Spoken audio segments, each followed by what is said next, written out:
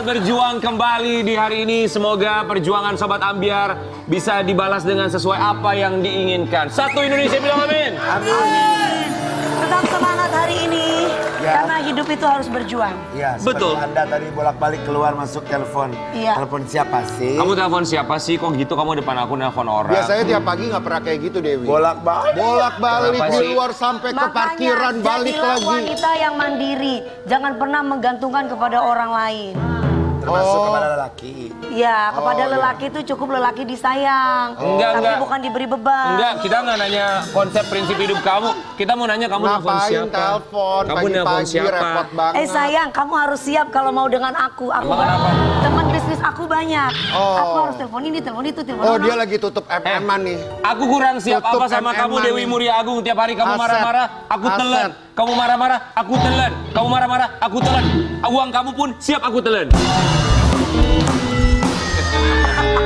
Tapi ya namanya perjuangan, ya Iya. sama seperti Dewi Persik juga sampai sekarang dia terus berjuang, bisnisnya banyak segala macam. Kita juga Amin. berharap semoga Sobat Ambyar perjuangannya tidak pernah berhenti karena dalam kehidupan Iya. Turun naik, Betul. turun naik. Apa Up and ada down. tanah berapa ratus hektar kan ya? Hah? Yang di Jawa Barat. Warisan saya, jangan Warisan. dipikirin warisan Warisan, saya. Turun naik kayak lagu. Kau bilang turun naik. Kau bilang turun naik.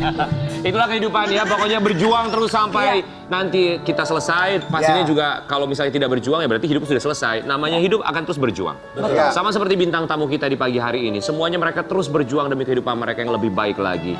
Ada yang karena kesehatan mentalnya, ada yang karena kesehatan fisiknya.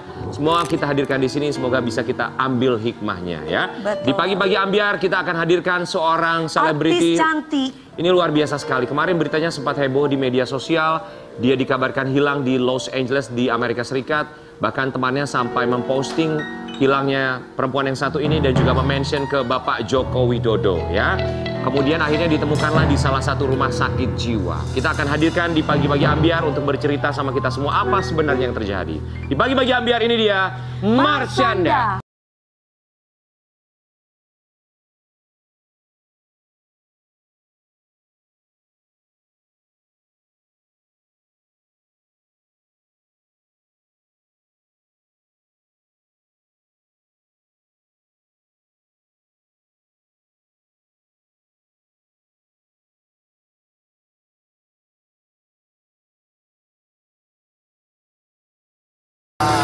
Marshanda, apa Cantik kabar? Marshanda yang mempunyai segudang prestasi. Aku suka banget sama rambut kamu Iya, unicorn. lucu banget. Unicorn ya, rainbow. Rainbow. Rainbow ya. Gak mau bilang rainbow ngomongin.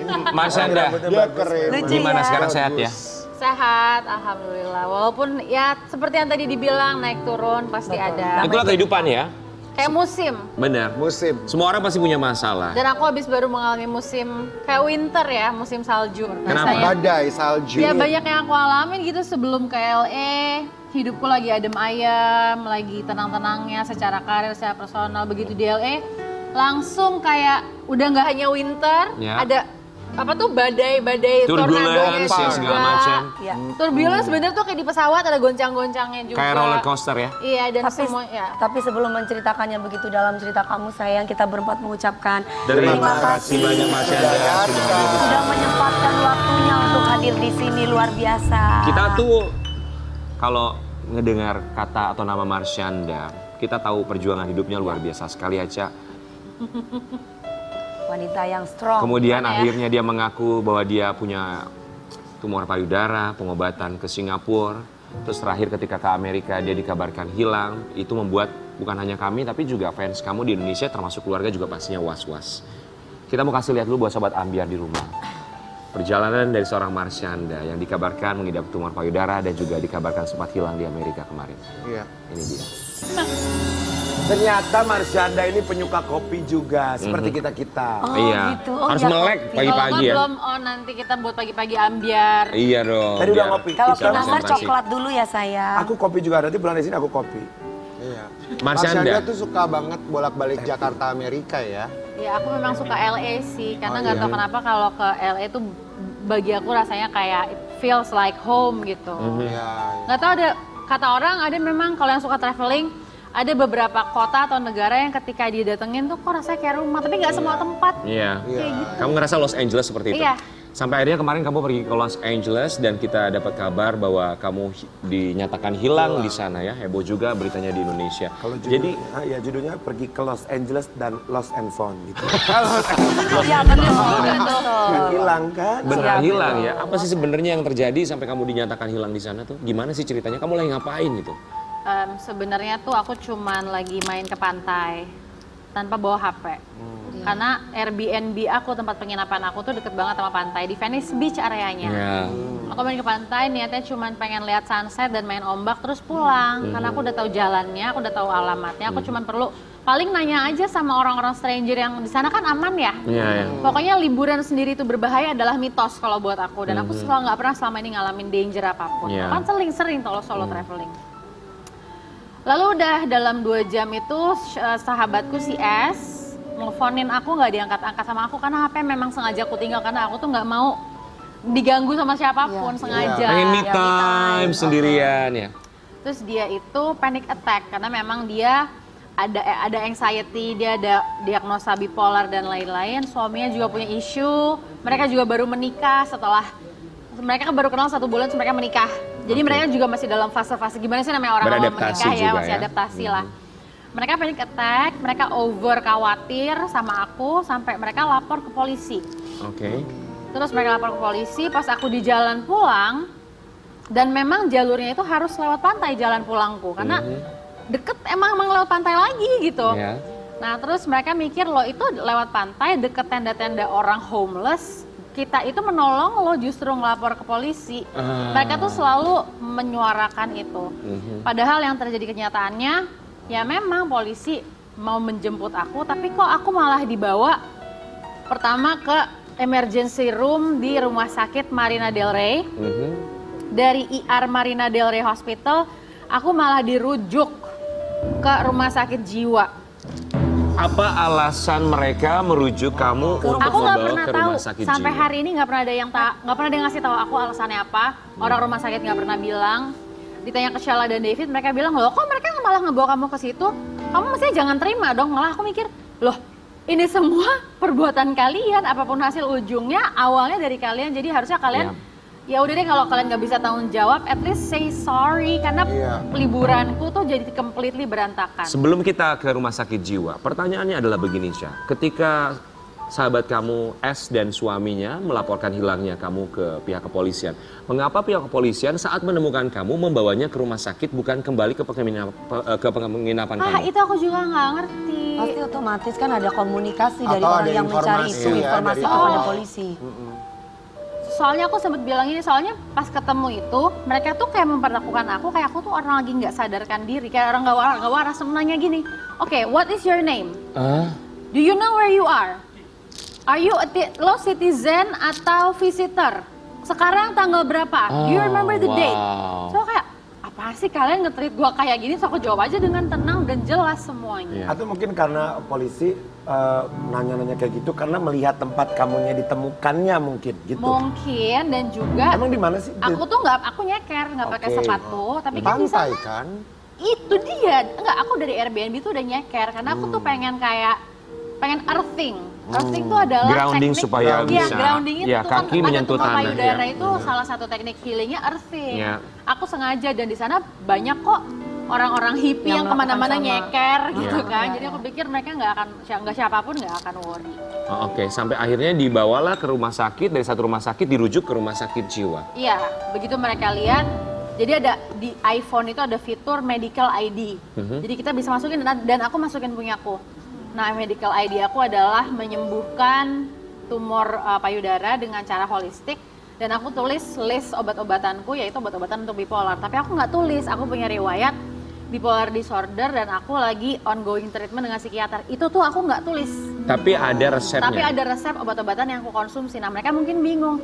Ini kok tumor payudara tapi minumnya obat-obatan kayak buat penenang, mood stabilizer. Mungkin mereka jadi kayak Ada apa? Nggak cocok. kali ya. Oke. Itu perkiraanku yang nggak sampai sekarang nggak ada kejelasan. Sampai akhirnya mereka setelah menemukan ada resep-resep tersebut di handphone kamu, dibawalah dirujuk ke rumah sakit jiwa. Kurang lebih seperti itu ya? Yang apa ini perkiraan aja ya. Iya. Nggak tahu apakah ada report juga. Mungkin yang polisi kan ini perkiraan doang ya, bisa Iya. jadi salah. Bisa jadi polisi itu nelfon ke pihak S dan D, suaminya itu, bener nggak si Andriani Marsyanda ini punya mental illness? Ya bener-bener memang dia ada bipolar, kan bisa aja. Asumsinya bisa macam-macam. Ya, macam-macam karena nggak pernah ada Tapi kamu klarifikasi. nggak pernah ngobrol sama S dan D ini untuk menanyakan alasannya apa? Aku nggak pernah, padahal aku setelah 2 mingguan lebih di rumah sakit jiwa itu aku sempat ketemu lagi dengan S dan D, tapi hanya untuk makan. Dan aku nggak pernah nanya kejelasan apa sih yang sebenarnya terjadi, karena aku tahu kalau kita bahas itu pasti kita akan banyak ketidaksetujuan, karena dari awal mereka tahu ada bill yang harus aku bayarkan sebanyak $24.000 di rumah sakit jiwa. Di rupiah kan berapa tuh kurang lebih? 300 juta. 300 juta, wow. Itu aku bilang ke S dan D, ini sekarang gue ada bill segini loh dan itu harus dibayar wajib. Terus mereka bilang, ya kita nggak bisa bayar, financially kita juga lagi susah dan kita mau liburan ke Hawaii, kita nggak mungkin melakukan pembayaran itu. Oke. Lo jangan mau. Ya gimana lo yang ngebawa gue sampai ke sini aja akibatnya. Nah, dari situ mereka udah nggak mau tahu. Terus aku udah balik nih pulang setelah tanggal 11 Juli. Aku pulang ke Airbnb aku, koperku semua dikasih, HP ku akhirnya aku bisa akses. Sempet kok ketemu lagi sama S sama Des jalan-jalan makan. Cuman karena aku udah mikir, oke, mereka mau bayar aja enggak. Jadi mau gue tanya-tanyain soal kronologis kejadian, ngapain sih Chan, nanti yang ada berantem. Ya udah akhirnya pas sebelum aku pulang ke Jakarta, which is tanggal 24 Juli, itu malah ada another permasalahan lain dengan S dan D yang bikin aku kayak, udah ya mendingan kita sekarang nggak berteman dulu deh sementara. Ada konflik sebagai pertemanan Konflik ya? lain. Jaga jarak akhirnya. Tapi sebelum kita... Sheila-nya minta maaf. Minta maaf akhirnya? Sheila minta maaf banget atas semua kerugian yang kamu alamin. Akhirnya baru terakhir itu dia minta maaf setelah dia juga melihat beberapa perlakuan si D itu suaminya ke aku tuh agak-agak kalimatnya kasar atau kayak offensive gitu ya, menyakiti. menyerang. Tapi Ca, apa sih yang kamu terima? Perlakuan seperti apa? Treatment seperti apa yang kamu dapatkan di dalam rumah sakit RSJ jiwa, di rumah sakit di jiwa di Amerika? sana? Ya enggak, yang paling shocking sih ketika aku melakukan yang sebetulnya tertulis di buklet yang dibagikan ke semua pasien. Yaitu dibilang kalau misalnya nih kalian merasa apa yang kalian dapatkan itu nggak pantas, kalian bisa ngomong, saya menolak dan saya menggunakan hak asasi manusia saya untuk tidak menerima perlakuan yang kalian berikan pada saya, dalam bahasa Inggris. Nah aku bener-bener memperlakukan itu dan aku ngomong ke semua nurse di kayak nurse stationnya gitu loh. Aku bilang, I refuse and I use my human rights. Aku menggunakan ham aku tidak mau terima treatment kalian seperti ini. Obat-obatan yang kalian kasih bikin aku kayak dan aku nggak mau terima obat-obatan ini. Aku mau ngomong sama psikiaterku dan aku nggak mau dengar psikiater dari kalian. Itu aku ngomong keras nadanya, tegas. Ternyata mereka langsung nyamperin aku, narik tangan aku ke belakang yang diginiin, diikat ke belakang, diikat pakai tangan. Nurse cowok dan nurse cewek, aku langsung digiring ke kamarku, disuntik. Disuntik, aku ditidurin, dari punggungnya ditidurin, kepalaku ke samping, kayak kriminal gitu. Terus udah gitu, aku disuntik dan dibilang, kita akan terus tahan lo kayak gini kalau lo nggak diem. Bilang mulai sekarang, you will stay silent and stay calm. Kalau enggak kita bisa suntik lo lagi.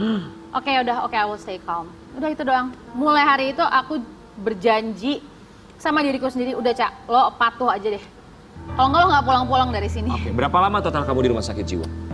Tanggal 20 Juni sampai 11 Juli, itu hampir 2 minggu atau 2 mingguan ya. Apa yang membuat mereka pada akhirnya melepaskan kamu diizinkan Jadi keluar. itu ada court session kayak persidangan, tapi dilakukannya via Zoom.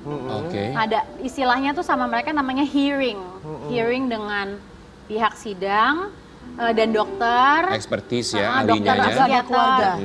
Nggak ada keluarga, cuma sama aku doang, dokter sama suster, kepala suster yang mengawasi perkembangan aku. Lalu? Itu kita bikin hearing bareng dan aku cuma duduk di depan kamera sebelah dokternya, psikiaternya, sama judge di komputer. Terus kayak judge-nya sendiri menyerahkan ke dokter gimana nih si Andriani Marsyanda ini udah bisa pulang apa belum. Terus gitu sisa keputusannya terletak pada dokter. Terus akhirnya aku coba tetap menjadi orang pasien yang patuh. Aku tetap minum obat yang dia resepkan. Terus gitu akhirnya sama dokter, ya udah deh lo boleh pulang tapi nggak hari ini, besok. Itu juga diundur-undur dikit gitu. Aku nggak tahu pertimbangan mereka apa, tapi akhirnya aku keluar tanggal 11 Juli. Oke, lalu akhirnya dengan billing atau tagihan rumah sakit 300 juta, itu siapa yang bayar, Cak? Ya siapa? Ya aku nggak tahu juga, sampai sekarang masih ada billnya kok. Bener nggak Dan- katanya yang kita dengar bahwa Raffi Ahmad yang akan membayarkan tagihan Ya kamu Raffi di ngomong rumah gitu, sakit cuman jiwa? aku juga nggak ngebayangin lah, masa aku minta Raffi bayarin 300 juta kali. Ada sempat omongan kayak itu? Raffi sempat ngomong gitu dan dia tulus mau membantu aku tahu gitu. Tapi kalau aku punya cara gimana aku bisa bicara dengan pihak rumah sakit, karena ini kan bukan sesuatu yang aku menyerahkan diri dan suka rela. Iya. Ini kan aku dipaksa masuk, bukan mau kemauan sendiri. Iya. Mestinya secara hukum adalah jalan Betul. tertentu. Dan setidaknya mereka harus bisa menghubungi keluarga kamu ya.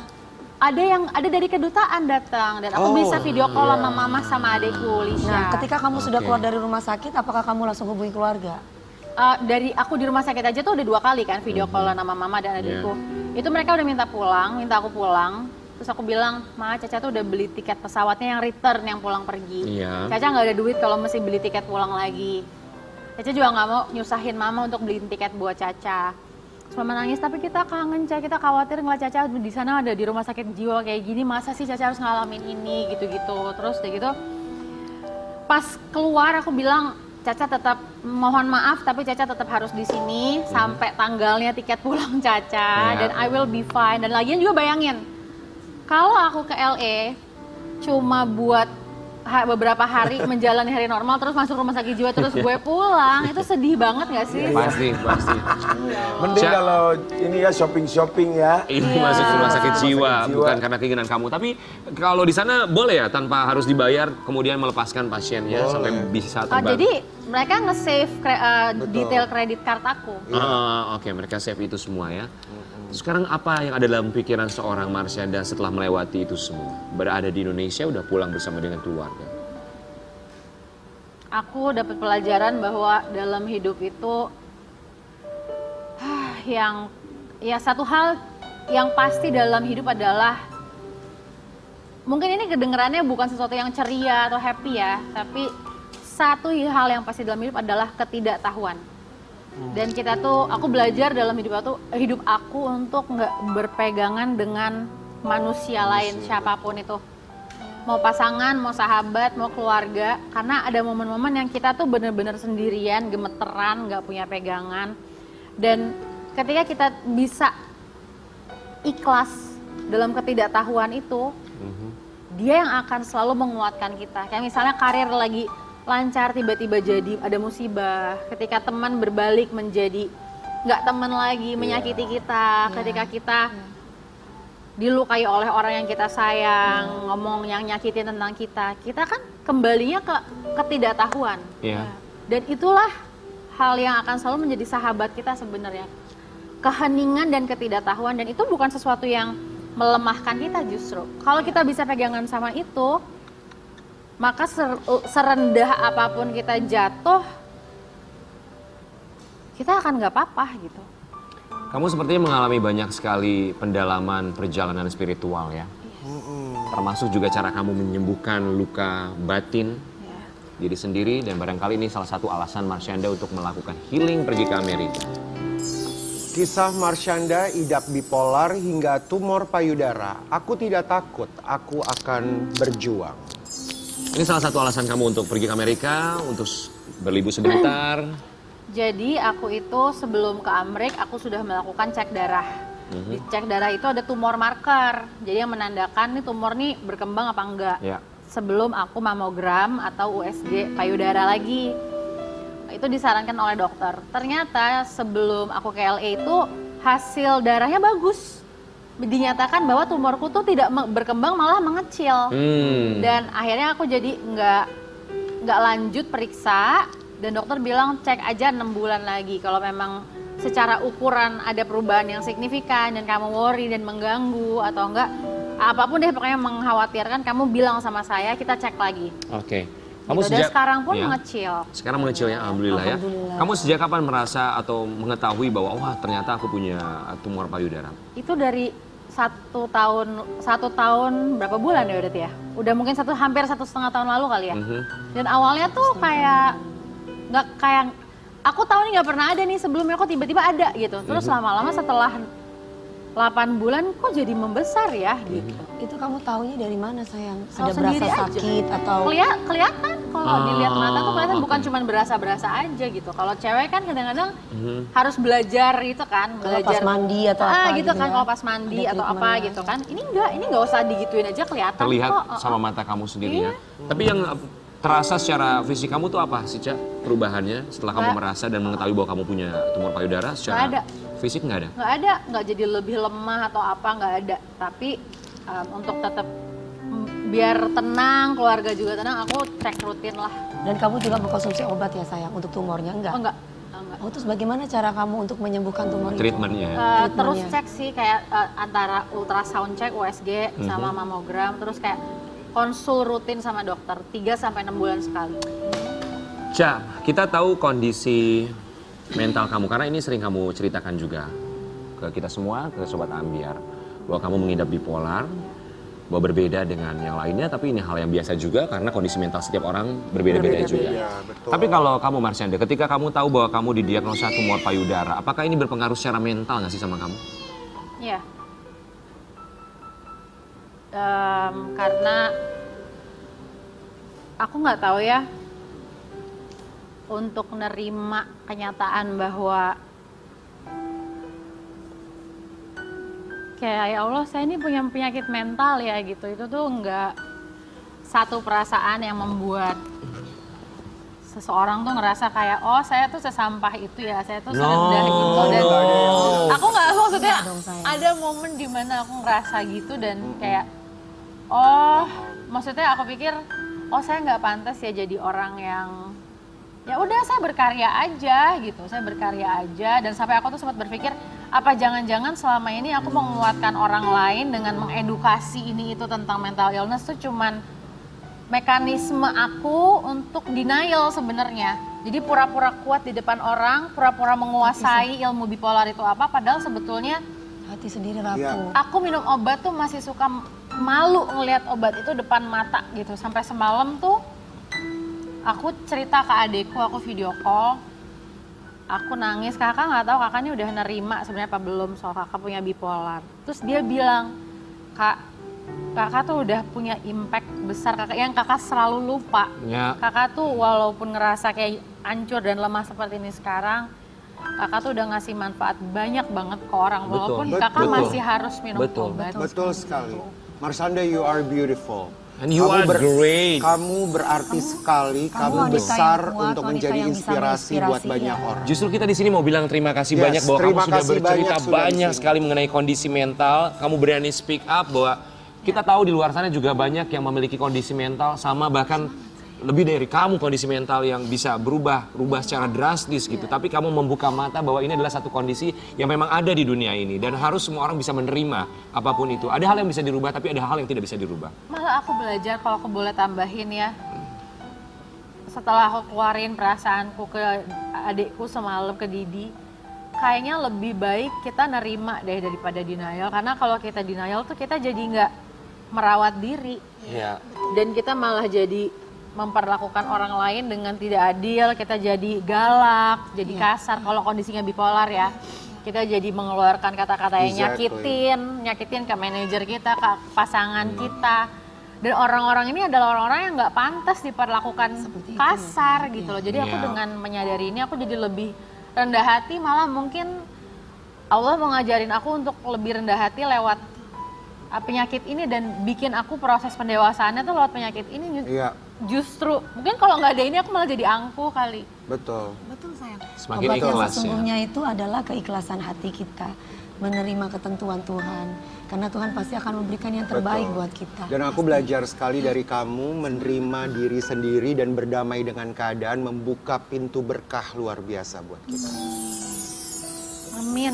Kamu kuat kok. Kamu menginspirasi semuanya. Tidak semua orang diberi ujian seperti kamu. Betul. Kamu adalah salah satu orang pilihan dari Tuhan. Kamu sekarang Betul. tunjukkan bahwa kamu tuh yakin bahwa Tuhan tuh sayang sama kamu. Betul sekali. Marsyanda, kita mau kasih lihat artikel yang satu ini buat kamu ya. Boleh ya, kamu klarifikasi. Marsyanda singgung kematian saat ungkap idap tumor payudara. benarkah penyakit itu mematikan? Ini sempat kamu bahas juga ya mengenai kematian, kamu sempat posting ya di media sosial kamu. Kenapa? Karena waktu itu aku bener-bener merasa kayak apa ya? Aku kayak ngerasa dapet pertanda gitu dari beberapa orang. Pertama pas aku video callan sama Sienna, aku cerita di YouTube channelnya Bang Denny Sumargo. Terus ada pertanda lain juga pada saat yang personal ya, aku nggak bisa cerita gitu. Sampai aku mikir, terus udah gitu ada tumor juga. Terus gitu aku berpikir, ini apa jangan-jangan sebentar lagi nih aku memang mau meninggal ya. Apalagi aku pernah dengar juga waktu aku SD di sekolah diajarin dalam pelajaran agama kalau orang itu saat udah waktunya mau pergi, Ada dia tuh akan feeling. firasat ya. Dan aku tuh bener-bener sampai minta maaf ke sahabat lama yang aku udah jauh dari dia karena dulu pernah punya masalah. Aku minta maaf ke Ben, aku bilang sama Ben, apapun yang pernah terjadi antara aku sama kamu, aku berterima kasih karena ada kamu. Aku jadi punya Sienna dalam hidup aku. Walaupun aku cuma ketemu Sabtu Minggu, tapi itu berkah. Terus kayak gitu dia sampai kayak nangis juga.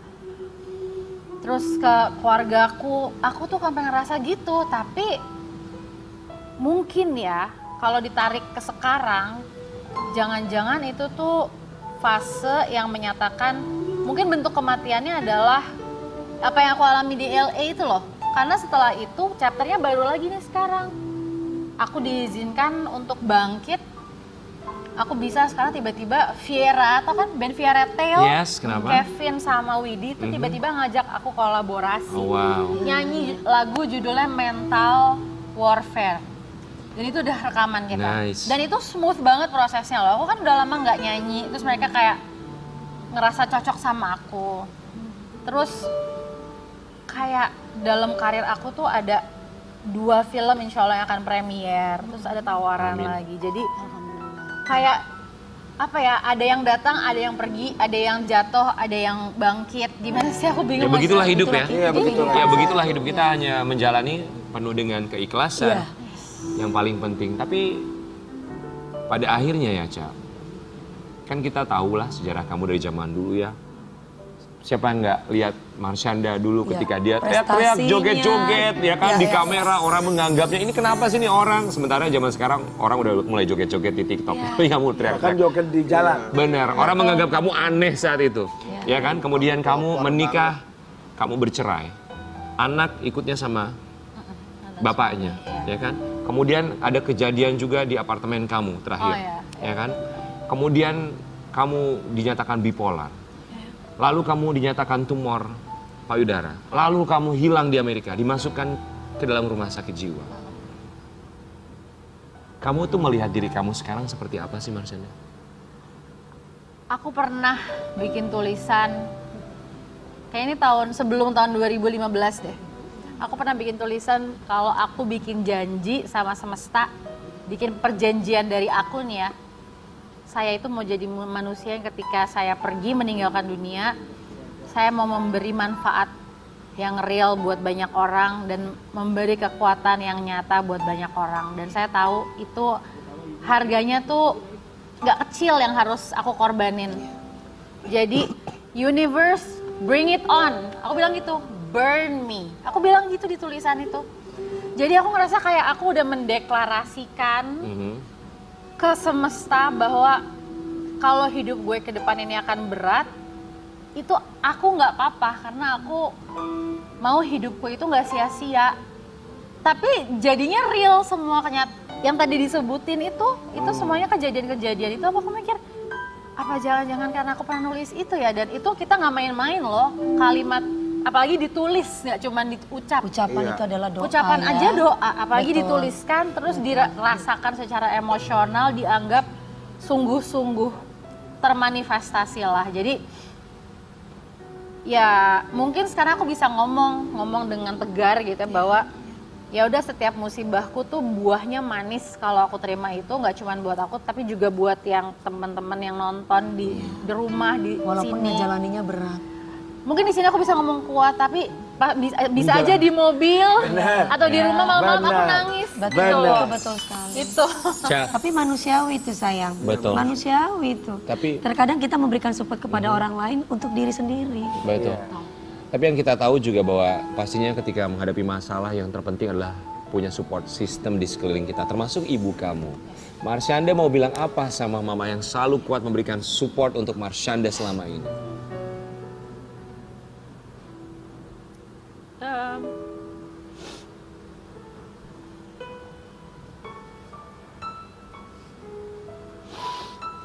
Situ gitu ya, ngomongnya ke kamera. Iya sayang.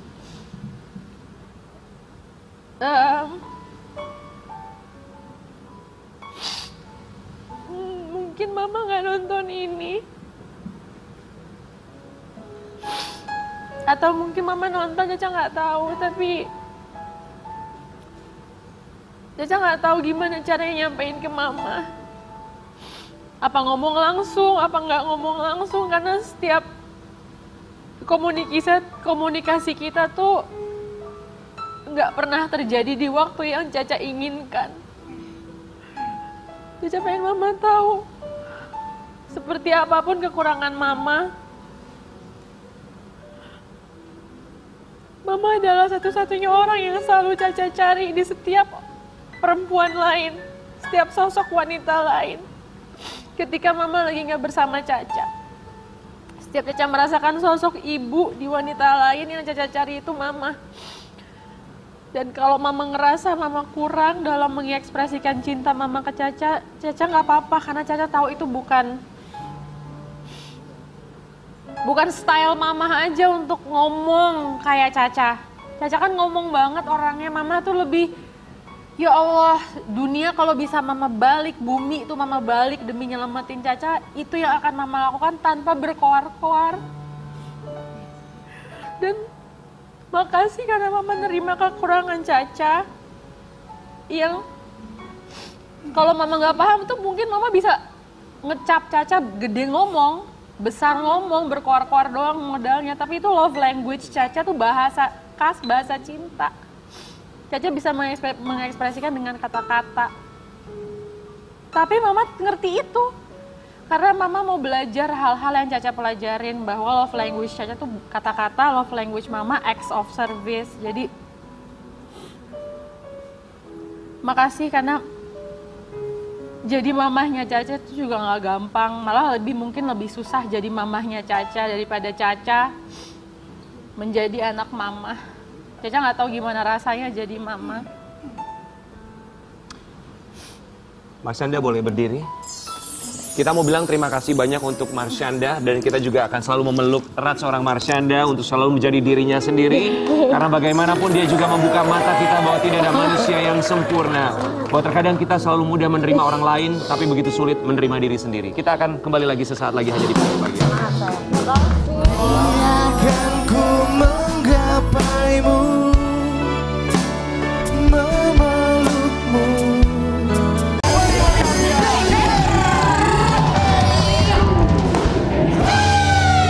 Pagi-pagi Ambiar kita hadirkan bintang tamu di mana mereka berjuang dengan hidupnya masing-masing. Ada yang berjuang dengan mentalnya, ada juga yang berjuang dengan fisiknya. Dan kali ini kita akan hadirkan bintang tamu lainnya. Dia juga artis cantik yang pernah dikabarkan mengidap penyakit tumor. Nah, kita mau cari tahu bagaimana dia bisa survive, dia bisa bertahan, dan apa rahasianya dia bisa terus bahagia kemudian berubah menjadi jauh lebih baik lagi.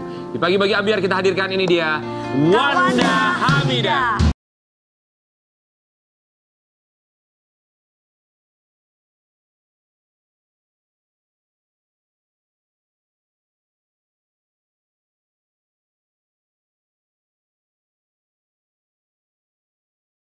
Wanda Hamidah di Pagi-Pagi Ambiar, berbeda penampilannya. Penampilan yang sangat berbeda. Terakhir datang ke sini belum berhijab, sekarang alhamdulillah sudah berhijab ya. Lagi belajar Ya. Lagi belajar. Makin cantik si kakak. Kami berempat mengucapkan terima kasih. Terima kasih banyak buat seorang sama-sama. Terima kasih udah undang lagi. lebih bahagia sekarang, Alhamdulillah lebih tenang. bahagia. Ya. Lebih tenang ya. Kita mau kasih lihat dulu buat sobat Ambiar di rumah. Ini ada perjuangan seorang Wanda Hamidah yang beberapa waktu yang lalu sempat mengumumkan dia juga pernah mengidap tumor dan alhamdulillah berhasil melewatinya semua. Kita langsung lihat yang satu ini. Jadi didiagnosa tumor payudara. Tumor Kapan itu, payudara. Kak? 2010 diangkat. 2010. Sudah diangkat. Udah. Tapi kan waktu itu aku nggak tahu aku punya tumor, kayaknya tumornya udah lama. Tapi pas medical check up nggak sengaja diketemukan. Terus ya pasti waktu 2010 anakku masih baby semuanya 3 gitu. Dengar berita kena tumor karena keluarga inti tuh kan belum pernah ada yang kena tumor, jadi cukup berita yang sangat shocking ya. Gimana ya Kak, pas dibilang tuh kayak kamu pas medical check up kamu direkomendasi untuk kamu ke dokter spesialis cancer deh, payudara gitu, kaget juga ya. Terus ke dokter spesialis cancer, di biopsi, saya tuh sampai untuk memastikan itu benar tumor, sampai ke 3 dokter spesialis. Oh ya oke, tumor gitu, tapi ini masih jinak, boleh diangkat, boleh nggak diangkat. Kalau diangkat, saya akan lebih tenang. Kalau nggak diangkat, tiap 6 bulan saya mesti kontrol terus seumur hidup. Jadi saya memutuskan untuk diangkat. Oke, didiagnosa di 2010 karena tidak sengaja medical Nggak check up. sengaja medical check up ketemunya. Jadi Menurut dokter itu sebenarnya tumor sudah berapa lama kurang lebih bersarang dokter di nggak bilang Wanda sih. Hamidah? Dokter nggak bilang udah berapa lama, tapi memang saya merasakan jendolan itu udah cukup lama dari tahun 2003. Tapi dibiarkan. Tapi dibiarkan karena waktu itu aku pikir, kan aku nyusuin ya. Anakku semuanya Mungkin kayak nyusuin. kelenjar, Iya, apa, kelenjar biasa susu gitu ya. yang mengeras. Aku Iya, pikir iya, itu, ternyata tumor. Apa dalam pikiran seorang Wanda Hamidah ketika tidak sengaja medical check up kemudian didiagnosa ada tumor pada payudara? Kita kan kalau tumor tuh mikirnya udah cancer, mikirnya Kemana-mana ya? anak kemana-mana ya, kayak nggak nginjek tanah gitu ya. Waduh, anak-anak Kayak gue melayang masih gitu ya, kecil Kak. gitu. Anak 3 masih kecil semua, mesti memerlukan perhatian orang tua. Mikirnya udah kemana-mana, tapi ya dijalani dengan ikhlas deh. Berapa lama itu jaraknya setelah didiagnosa, selepas medical check up, kemudian akhirnya memutuskan untuk diangkat tumornya? Cepet sih, aku nggak suka, aku tuh tipe orang yang pengen menyelesaikan persoalan itu dengan sesingkat-singkatnya. Jadi begitu didiagnos harus diambil karena biasanya tumor yang lebih dari 2 cm menurut dokter harus Segera jadi diangkat gitu ya. ada ukurannya gitu.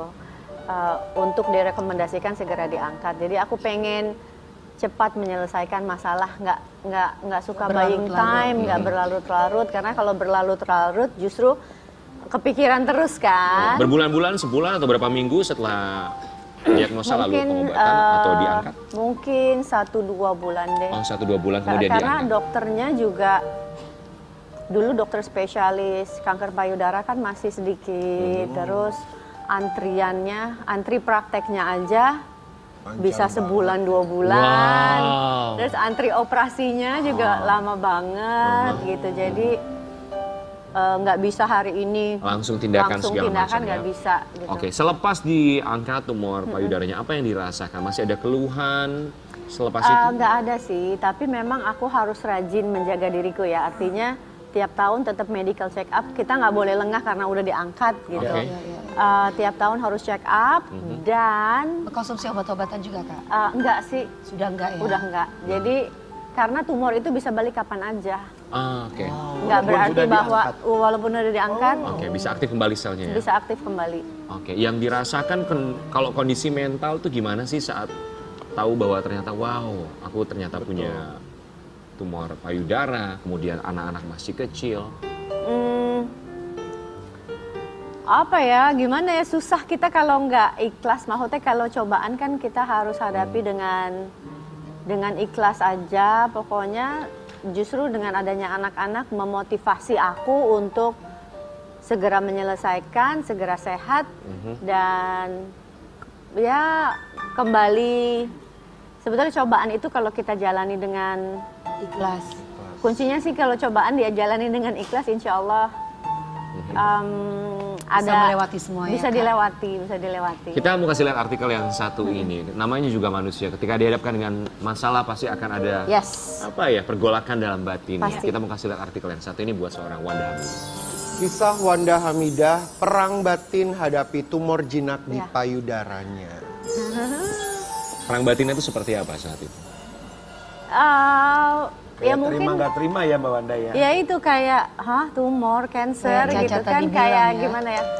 Kita dengar itu kayak vonis apa sih kayak vonis mati ya gitu. Apalagi Which is anak-anak masih kecil ya. iya, tapi sebenarnya ya kalau kita mau ngomong takdir kadarullah ya kita nggak sakit pun kita bisa Betul. meninggal Betul.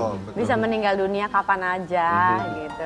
Justru atas ketentuan mungkin Tuhan ya, Kak. betul yang nggak sakit nggak apa juga.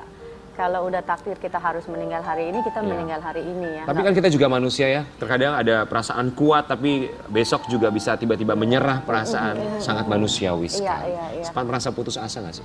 Enggak, alhamdulillah nggak pernah gitu karena pasti kan sebagai seorang manusia kita udah ikhtiar ya. Ikhtiar tuh menjaga hidup sehat, olahraga, makan makanan sehat. Jadi sebetulnya menurut aku cobaan itu untuk terjadi membuat kita sebagai manusia yang lebih baik lagi. Betul. Oh Wanda, saya pernah kena tumor. Oh kalau gitu hidup saya sekarang harus lebih baik dari menjaga kualitas hidup tuh harus lebih baik. Tidur cukup, makan makanan, jauhin junk food yang gitu-gitu. Ya memang gitu. junk food tuh ya. Apalagi buat cewek ya. Betul, ya misalnya ayam mesti ayam Makanan kampung, siap saji. nggak boleh ayam yang. Jadi sekarang beneran makan bener-bener dijaga tuh semuanya? Iya, 99% Oh. walaupun agak-agak slip sih ya. Kalau Terakhir ngeliat makan junk food anak-anak kapan? makan. Setahun ada lebih? Aku nggak tahu, cuma kadang-kadang kalau anak-anak beli fried chicken aku suka. Ambil dia. Nyoba ya. Cicipinnya nggak apa-apa lah ya. Oke lah gitu, not too much. Sekali-sekali nggak not too apa-apa much, dong, ya. Gitu, sekali-sekali. Ya, tapi reaksi keluarga saat itu gimana sih ketika tahu, wow, Nah, Wanda Hamidah? keluargaku, aku tuh paling nggak mau nyusahin keluarga dan biasanya mama papaku orang yang terakhir tahu. Bukan apa-apa, aku orangnya nggak mau membebani orang tua. Iya. Dan waktu itu suami juga gitu. Jadi aku pergi ke dokter itu waktu didiagnosa pergi sama sahabatku. Jadi anak-anakku juga nggak tahu gitu. Ketika mantep mau operasi baru ngomong gitu. Jadi aku nggak mau membebani mereka dengan perasaan-perasaan khawatir. Iya, pasti itu satu hal yang lumrah juga ya, tidak mau membuat keluarga khawatir. Tapi ternyata Sobat Ambiar selepas dinyatakan memang sel untuk tumor payudaranya ini dinyatakan tidak aktif, alhamdulillah. Tapi ada Masih juga ada lagi. hal yang dihadapi oleh seorang Wanda Hamidah. Kita kasih lihat artikel yang satu ini. Dada Wanda Hamidah sesak dan sakit sampai ke sumsum tulang akibat berhari-hari tak ketemu anak. Kalau ini karena dibahas ya. Sudah dibahas kemarin. kalau ini karena nggak ketemu anak ya. Emang rasanya sampai begitu ya? Pastilah gitu, nggak ketemu anak satu hari aja udah wala gitu. kangennya gila-gilaan pasti Sampai ngerasa sakit, sampai Gitu. sesak segitunya ya? segitunya. Nah orang tuh ya ada yang kayak misalkan Mbak Wanda Jadi gitu. sakit Ya. itu ya ini ngomongin ada Marsana ngomongin mental health juga Iya, ya. iya betul. Nggak mesti fisik. Iya. Sakit psikis I think parah ya. everybody have one gitu. Iya, Semua orang akan mengalami Betul. mental issues ya. Entah itu karena nggak mungkin kita sebagai manusia nggak ada cobaan-cobaan Betul, dalam kehidupan, tapi it's how we handle it gitu. Biasanya kalau kita menerima cobaan itu dengan ikhlas akan lebih mudah. Kalau kita menerima cobaan itu dengan nggak ikhlas ya lebih ya itu tadi denial ya, tadi aku lihat kamu di segmen pertama denial itu akan lebih sulit. Oke. Jadi pada akhirnya ini bisa dibilang apa? Psikosomatis gitu ketika akhirnya dari pikiran karena kangen gak ketemu sama anak, kemudian sakit sampai ke sumsum tulang belakang. Itu memang benar sampai sakit, merasa sakit Ke atau tulang dinyatakan sumsum sakit belakang. juga? Aku maksudnya memang nggak bisa tidur, nggak bisa makan, pasti gitulah. Siapapun orang yang mengalami cobaan-cobaan nggak cuma bukan saja nggak ketemu anak ya, cobaan-cobaan yang lain. stres, perceraian, Iya. cobaan-cobaan kehilangan orang yang kita cintai gitu, Iya. misalnya ada kerabat, sahabat meninggal dunia. Dan atau- kehilangan uang iya, juga, ya, di- salah satunya. Pasti susah ditipu, tidur ya. bangkrut, apa Tapi tidak segala ada macam. diagnosa, atau memang ada diagnosa, ada penyakit pada sumsum tulang belakang? Oh, enggak sih, enggak. Sebetulnya enggak sumsum tulang juga sih. Memang secara psikis pasti ya itu aja, enggak bisa tidur, enggak bisa makan. Kan, ya makanya tuh kalau misalkan dibilang sakit sumsum tulang belakang, kakak kan sering yoga kan. Iya. Jadi aku nggak tahu sih beritanya not really sumsum tulang belakang. Oke, tapi yang memang merasakan nyeri pasti kalau nggak ketemu anak yang namanya kangen itu pasti ya akan merasa ke tubuh segala macam, jadinya tuh kepikiran segala macam, nggak bisa tidur, ya nyeri lah seluruh badan pastinya. Tapi ketika bukan udah hanya pikiran. ikhlas ya semuanya udah kembali lagi. Iya. Ikhlasnya itu yang susah ya. Ikhlasnya Ki. proses ikhlas itu. Iya. Gimana Wanda Mida belajar mengenai keikhlasan? Ya mendekatkan diri kepada Tuhan sih, gitu, bahwa ya memang hidup itu ada cobaan gitu, dan orang kalau kita bilang semua cita-cita manusia at the end adalah bahagia, ya kan? At the end orang yang kaya, at the end itu bukan cuma materi aja, karena kita banyak ngelihat orang yang punya materi kaya raya, banyak loh yang nggak bahagia. Rata-rata begitu. Betul, ya kan? Jadi gini guys, kalau kepercayaan aku sendiri sih ya kak, kalau aku sendiri ya saya, ketika kita mendekatkan kepada Tuhan, kan biasanya lagi ada masalah, kita nggak munafik lah ya, ada masalah Iya. pasti kita mendekatkan diri pada Tuhan. Kita percaya tidak percaya, miracle itu ada, Ya, kesembuhan itu ada akhirnya. betul. Betul. Yakin ya? Iya. Ya, Kita cuma harus surrender aja. berserah. Gitu, bahwa beban, nggak semua beban kita bisa hadapi. Kan ada beban-beban yang kita kembalikan kepada Allah karena ya Allah, aku nggak sanggup nih. Aku serahkan semuanya, aku ikhlaskan semuanya, aku kembalikan semuanya kepadamu gitu. Jadi ketika kita udah tapi kan mencapai titik surrender itu it's so hard, Iya. kan? Nggak gampang. Tapi kalau udah bisa, itu akan plong ya. Terus semuanya, ya Allah, Allah bahkan berikan lebih dari yang kita inginkan. Gitu. Untuk seorang Wanda Hamida, apa beban terberat dalam hidup? Pikiran atau juga secara fisik, secara mental yang pernah dialami? Nggak ada, aku gimana ya? Susah sih bilangnya.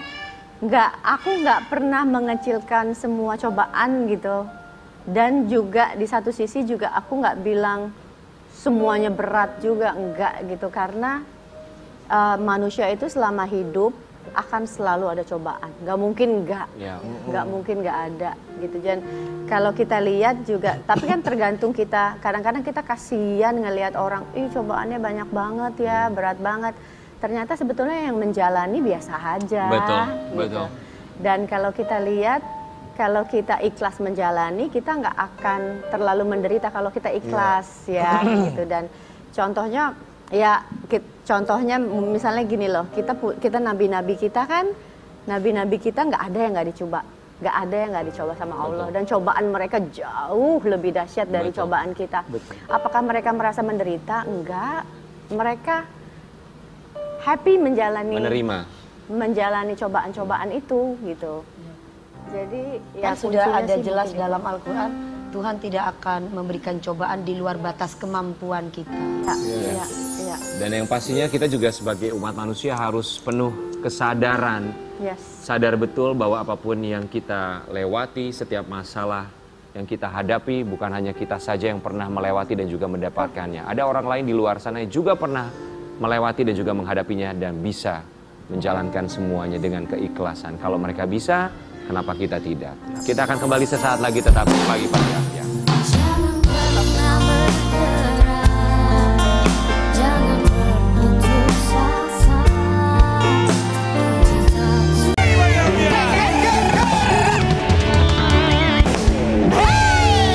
Biar tentu saja dalam hidup ujian, cobaan selalu ada. Tapi seperti yang Dewi Persik bilang bahwa Tuhan tidak akan pernah memberikan cobaan dan juga ujian di luar batas kemampuan kita. Sama seperti ini bintang lagi tamu berikutnya. post, minta difoto. Lagi apa kamu? Post. Kenapa kamu post begitu? Pose. Kenapa kamu ngapain pos-pos di situ? Siapa? Kamu? Bos maksudnya? Bos. Kata Karen tuh. Karen yang ngepost tadi di situ. Jadi ngepost siapa sih? Ada apa sih? Udah ada bintang tamu. Ada lagi. bintang tamu yang mau masuk nih. Katanya cuma 2 bintang tamunya. Ada satu lagi. Ya. Ini bintang tamu. Bintang tamu yang sudah taubat. Kok ada Mas Ode sih? Sudah taubat maksudnya gimana sudah taubat? Sudah taubat dan sekarang mendapatkan istri yang soleha. Alhamdulillah Dan juga bisa merubah hidupnya untuk menjadi lebih baik lagi. dia adalah seorang penyintas kanker dan akan bercerita sama kita semua di sini. Biasanya dia selalu tertawa, selalu bercanda, tapi kali ini dia akan menceritakan apa hikmah dari kehidupan yang memang pernah dialami dengan kanker getah bening yang tentu saja ini tidak mudah bagi semua orang bisa melewatinya. Di pagi-pagi ambiar kita hadirkan dia adalah Aldi Taher.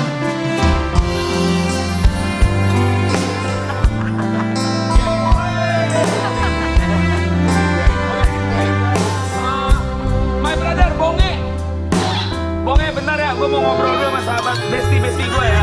Assalamualaikum. Nia. Mas Aldi. Nggak nyala, mati. Mas Aldi itu bonge. Iya. Kalau Mas Aldi conge banget. Aldi sini nih. Siap. Sini nih, kita mau lebih serius nih ngobrolnya nih. Biasanya kan lu selalu tertawa, bercanda segala macam, tapi tetap ya namanya belum sini. Belum bintang tamu. Iya bintang tamu belum. Tapi sehat ya sekarang ya. Gua CLBK sama Dewi Persik. Apa? Kenapa CLBK? Cinta lama belum kelar maksud lo? Iya, cinta lama belum kelar. Iya. Maksud lo apa? Lawan bapak gua. Kok bapak? Maksud lo apa CLBK sama Dewi Persik? Kita silaturahmi. Sebelum janur kuning melengkung nggak apa-apa dong saya. Tapi Aldi Taher kita di sini mau mengucapkan terima kasih banyak. Sudah menyempatkan waktunya datang ke sini. Gua baru pulang dari Citayam. Oh ya Fashion Week. Allah, Ngapain? Udah bubar Citayamnya. Enggak, gua di dagang mie ayam. Oh, dagang mie ayam. Oh di sana laku ya berarti. Aldi Taher. Alhamdulillah bisa berdagang mie ayam. Iya. Walaupun pernah mempunyai penyakit kanker getah bening. Kita mau kasih lihat bagaimana seorang Aldi Taher melewati itu semua dari kanker kelenjar getah bening sampai akhirnya bisa berbagi cerita sama kita semua di sini. Ini dia. Jangan pegang-pegang mulu, heran gue. Orang kangen juga sama Karen. Aldi, kan Aldi sempat kasih tahu sama Sobat Ambiar, ini juga jadi pemberitaan ketika Aldi Taher divonis kanker getah bening ya. Itu kapan sih kalau boleh kita flashback lagi? 6 tahun lalu. 6 tahun lalu, 2016 berarti ya? 2016. Ketika divonis kanker getah bening, apa dalam pikiran seorang Aldi Taher? Seperti disambar petir di siang bolong ya. Gak nyangka. Jadi aku ada benjolan di dekat leher. Pas dicek ternyata ada lagi dekat paru-paru. 9 kali 6 cm. Berapa sentimeter? 9 kali 6 cm. Besar ya? Gede loh. Makanya sebelum aku di kemo, aku tuh kalau sebelum divonis kanker aku napas ngap. Jadi harus ngangkat dada dulu baru bisa nyampe napasnya. Terus ada benjolan di sini, aku cek ternyata di biopsi kan, ini bekas biopsinya nih. Hasil biopsi ternyata aku divonis kanker getah bening stadium 2. Stadium 2. Yes. Yang kamu rasakan selain sesak ketika bernafas, apalagi sih secara fisik? Gampang capek. Iya, terus kalau malam tidur tuh suka keringet jagung tuh keluar. Jadi ya aku pikir kan kecapean biasa gitu ya karena syuting gitu. Ternyata pas dicek di biopsi ada kanker. Tapi di saat itu makan gitu hidupnya biasa aja tuh, normal-normal aja. Jadi sampai detik ini WHO pun ya itu kalau cancer itu sekarang nggak terdeteksi penyebabnya apa. Orang nyebutnya multifaktor ya Kak ya. Iya. Bisa mungkin genetik, kecapean, makanan, Gaya hidup, gaya segala hidup. macam ya. Tapi yang jelas ujian sakit itu adalah ujian nikmat dari Allah. Nabi Ayub kan diuji sakit. Siapa yang sabar insya Allah akan diangkat dosanya. Mas Aldi menjalani kemo sudah berapa kali ya? Sampai 6 kali. dinyatakan sehat, sembuh. 6 kali kemo. Oh, satu putaran, satu cycle ya? Iya, satu satu cycle. set. Apa yang dialami setelah melakukan kemo? Rambut rontok, terus juga pasti lesu ya, karena HB kan pasti dihantem tuh sama. Aku pakai doxorubicin obatnya waktu itu. Orang nyebutnya red devil, karena itu warna merah. Itu yang bikin rambut rontok, yang bikin badan lemes, badan kurus. Jadi kurus itu sebenarnya bukan ya karena obat itu, tapi karena orang makannya Nggak mau makan ya? nggak mau makan karena ada lidah rasa itu ya? kebas, lidah kebas, Gak ada rasa apapun. nggak ada rasa apa-apa. Air putih aja tuh nggak berasa apa-apa. Jadi saya nanya sama dokter, dok, ini aku kok nggak nafsu makan? Dokter saya, masya Allah dibilang, makan jangan pakai nafsu, pakai bismillah. Wah keren. Dr. Prof. Muklis Ramli, thank you, I love you so much. Kita mau kasih lihat artikel yang satu ini ketika seorang Aldi Taher dia divonis kanker getah bening ya. Cerita Aldi Taher susah nafas kena kanker kelenjar getah bening. Saat itu yang menemani kamu untuk pergi ke dokter dan juga mendengarkan vonis kanker itu siapa? Jadi Masya Allah ya, doa orang tua, ibu, ayah, kakak, adik, dan keluarga, istri. Waktu itu istriku kan Georgia Aisyah, Bu Dokter. Masya Allah dia wanita mulia. Bunda Dewi Persik juga wanita mulia. Marsyanda semua, kakak Wanda semua. Wanita itu pokoknya I love you so much. Karena bagi Darus Sudang ibumu, ibumu, ibumu. Betul. Doa ibu, doa istri. Terus waktu itu anakku masih umur 2 tahun. Yang pertama, kakak Geraldine. Jadi yang nyemangatin aku ke dokter tuh, aku belum kenal sama Bunda Salsabila ya belum ya. Tapi aku yakin dia ngedoain juga. Seluruh masyarakat Indonesia mendoakan. Jadi ya doa keluarga, istri support, cek ke dokter. Makanya aku bilang, kalau ada benjolan lebih dari 2 cm, better cek ke dokter. Periksa ke dokter, jangan tempat lain. Gitu. Saat itu mendengarkan vonis bersama siapa? Istri sama anak. Istri yang kemarin itu ya, Iya, yang yang- dokter itu. Lalu ya. seperti Bersama apa? anak. Sama anak. Anakku umur 2 tahun karena nggak mungkin ditinggal kan. Iya. Jadi hasil pemeriksaan keluar itu deg-degan banget. Karena memang ya kayak nunggu nih apa nih, kenapa nih kok ada benjolan gede kan. Iya. Sebenarnya dan mau neken paru-paru. Kata dokter kalau misalkan tidak segera tindakan itu bisa neken paru-paru dan bisa. Aldi, ketika bisa kamu nafas. divonis itu kan ada anak kamu di samping kamu ya. Mendengarkan vonis, kemudian melihat anak. Apa dalam pikiran kamu? Hancur ya hati ya. Begitu dokter bilang, ya kamu kena kanker stadium 2, getah bening. Yang pasti aku langsung lihat anak, lihat istri. Itu aku nggak bisa ngomong apa-apa lagi. Hati hancur. Dan aku langsung istighfar. Astagfirullahaladzim. Aku minta kekuatan sama Allah karena nggak ada pertolongan yang lain selain Allah. Betul.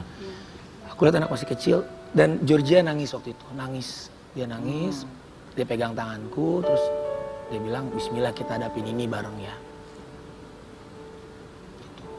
Sempat takut nggak kalau mau kemo? Kan kalau dengar cerita orang tentang kemo, segala macam, rambut rontok. Sempat ada penolakan nggak sih?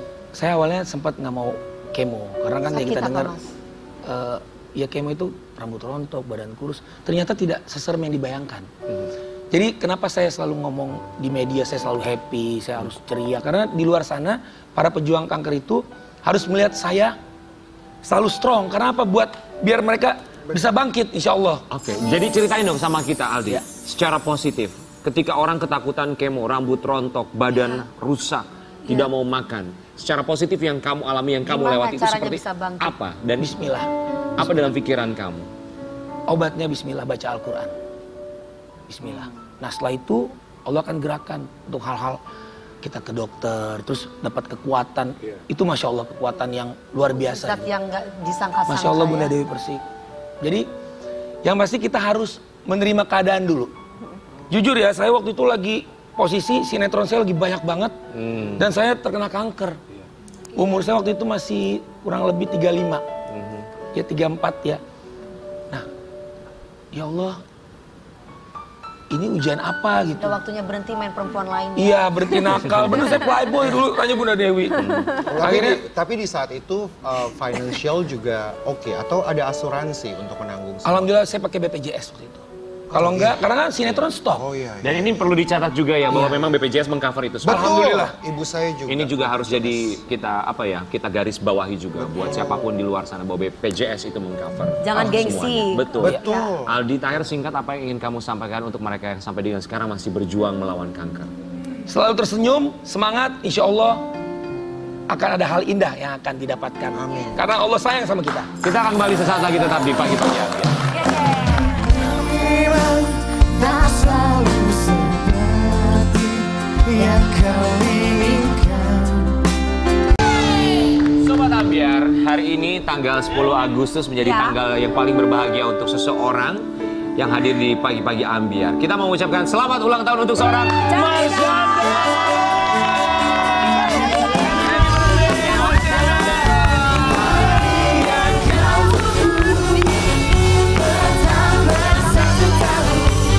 Usiamu bahagia